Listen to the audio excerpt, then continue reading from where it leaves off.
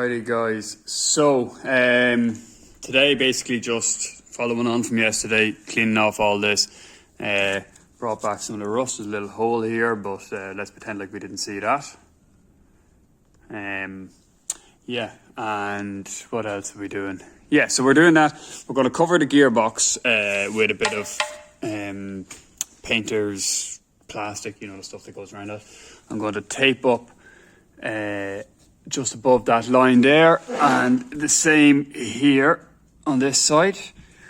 And then I am going to mix the epoxy mastic and paint all that. Kind of getting a good rough score and all. I'm going to paint these lines at the same time. I'm not going to separate them from each other. I'm just going to blast the whole thing. The cross beam that goes up the middle of the radiator for the horns and the gearbox pan will all get done at the same time. So that's it. All I have to do now is just tape up these areas, and then obviously I have to mix it and everything like that. What I'm going to do is I'm going to go up the top of this. I'm going to go high of the bay once I taped it off and spray in that way, like that. That should give me a nice even coat. Then I will put a piece of plastic going across here and fold it back over the engine bay, and then I'll be able to spray across here as well, and then just come in and up the at the bottom going up, which will obviously need a lot more care. I might actually use pieces of card just so I can make sure that I'm not overspraying all the way up to the top of the engine bay. I'm not too fussed about this. This is an everyday car. It's not going to be a garage queen or anything like that. So in and out. I don't want to be bogged down anymore with being too particular and everything like that. I spent enough time on the chassis. Hopefully that will stand to me in time, but let's find out. Yeah, I'll check in with you once I have it all taped up and I'm ready to go.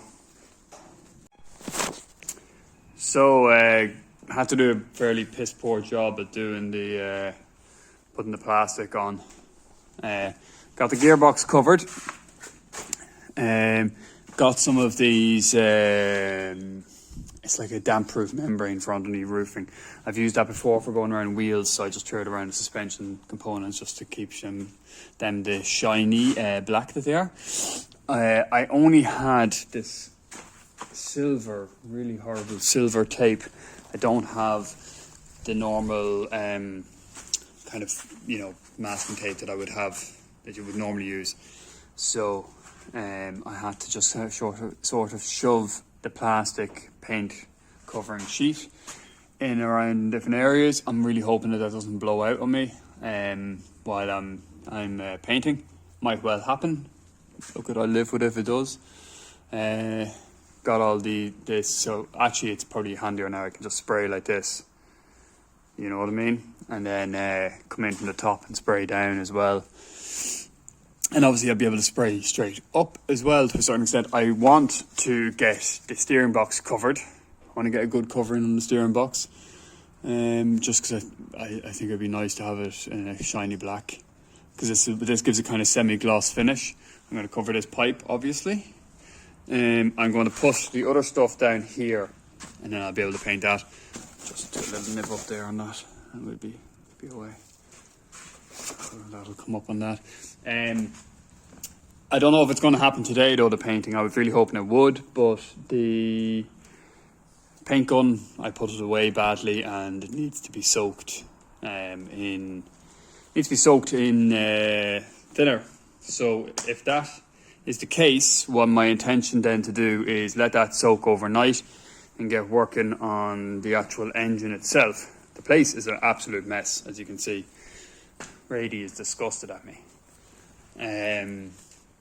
So yeah, what I'm hoping to do basically is really Mac, did I lose that piece? But no, scary.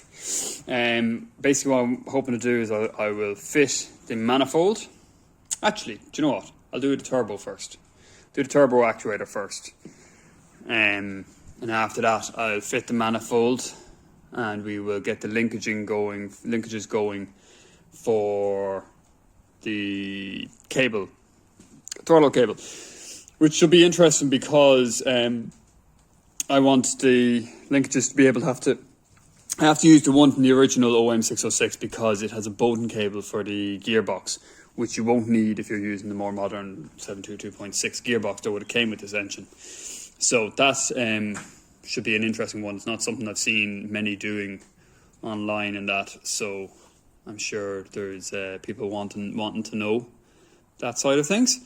So yeah, that's what we're going to do, guys. I'll check in with you when I have a bit of food in me and I have the exhaust manifold on, and we can then start working on the actuator. Ta-ta for now.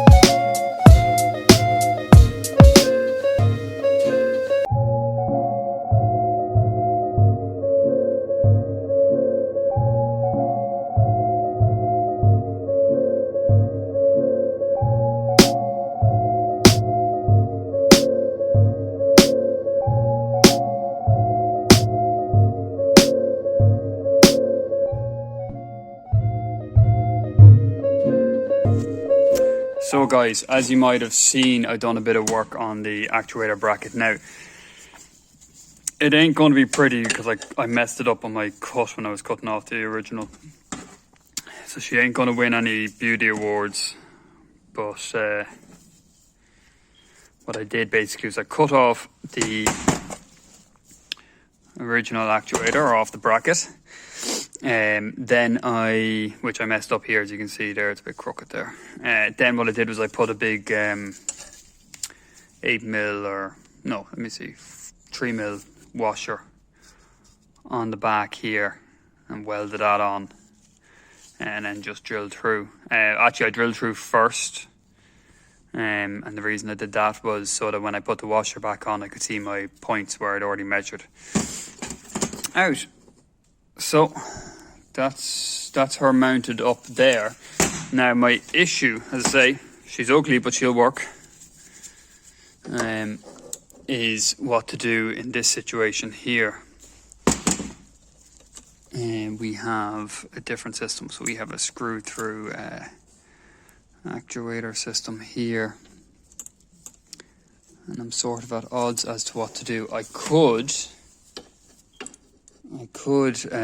potentially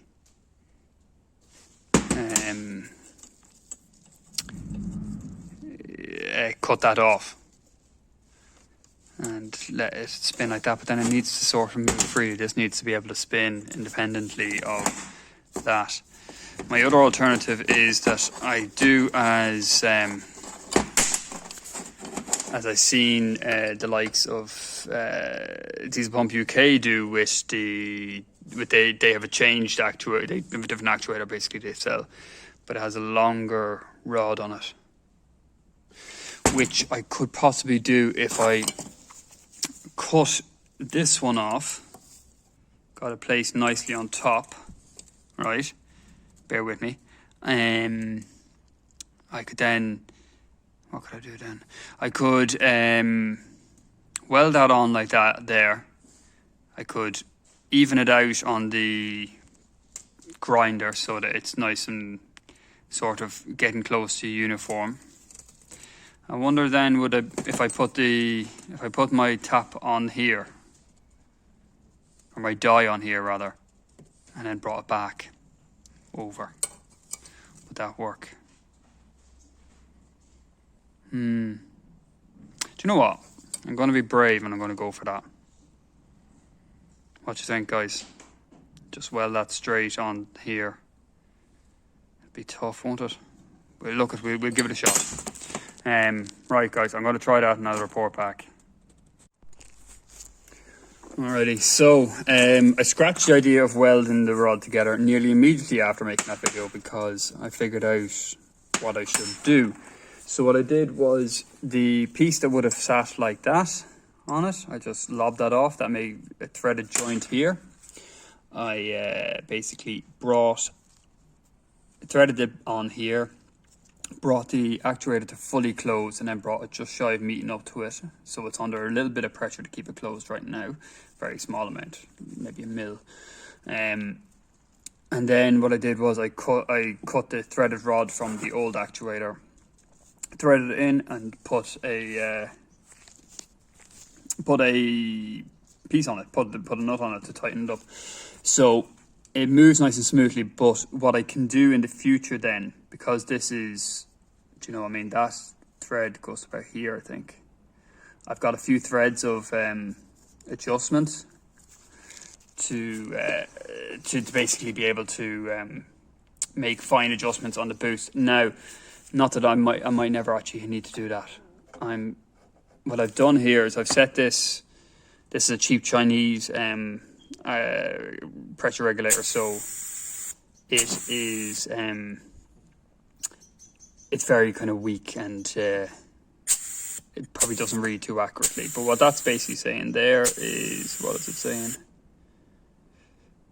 15 psi, and we should see at 15 psi we should see some movement, but not a whole lot. Yeah, see there? So it's moving, but it's not giving me full movement. Don't mind where it sits like that. So when I do that, I can actually get the resistance up to about 30 psi, and that's it, fully extended.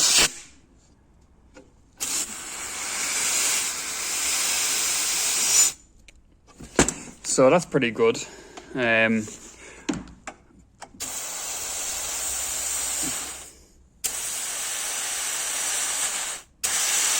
And I can just put this hose on it. Bear with me 2 seconds. If I put this hose on it, and I put this up to the hose, you should see how fast this can actually move. That's me I just pushed it once.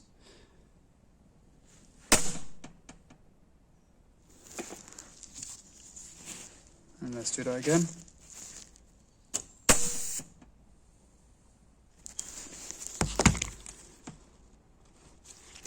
And one more time.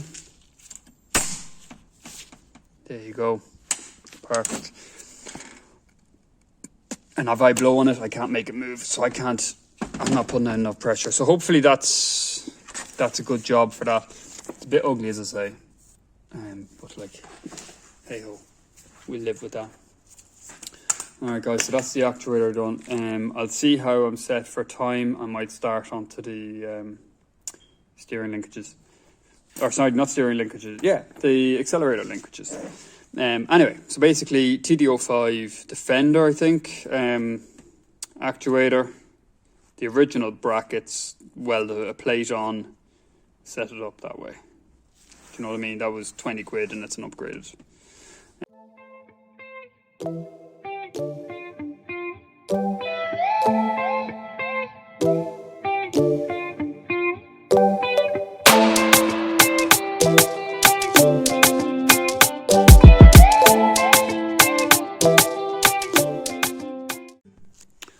Alrighty guys, so it's closing time and I'm gonna go home. It was a good day, like we got the turbo actuator done. which is nice. Got that engine bay cleared. I was ready for paint, and then we got actually painting as well. Now I'm hoping the ambient temperature outside is meant to drop tonight to 0 at 4 o'clock in the morning. Now this is an insulated shed. I think we're probably looking at probably 4 degrees inside the shed. So when it drops, I think currently we're probably at maybe 6 degrees in here at the moment. So we got it painted with the Rust Buster 1.121 stuff. Looking good. That's 2 coats on that now. 3 coats is, 3 coats would be good. Would be the right amount. But I was sort of struggling to find places to paint. If you can imagine going over everything again, I wasn't really getting any more coverage than I did on the first pass. Look, I let it dry. I'm going to have to make a mix anyway, because I'm going to have to turn all of those hoses once that dries hard enough to turn, and the support and everything like that. So at that stage, I may as well go across here and everything. I don't know about you, but I'm kind of loving it. I wish it would stay this glossy black, but it won't. It's gonna dull back to a kind of a semi-gloss finish, but I still like it. I still think it looks kind of real clean and neat. So yeah, I'm digging it. I'm so glad that I got it done today. Give it a night to set. I'll bring the paint cans down to the house, have them nice and warm for tomorrow, and then maybe we'll have a look at it in the morning. Maybe they won't be dry enough because it's so cold. It might well be a case of that it'll take a longer time for it to get kind of hard enough where you can handle it. It's fine because we're waiting on parts for the heating and cooling mod there. We're going to have to do that manifold linkaging.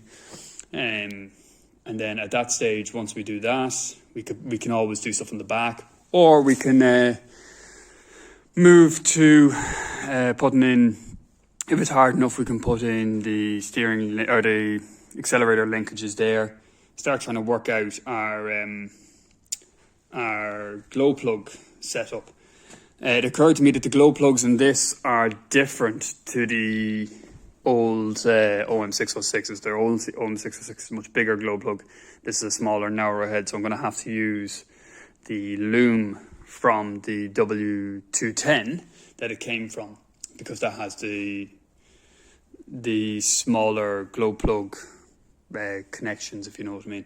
Now, the downside to that is that was an early om606.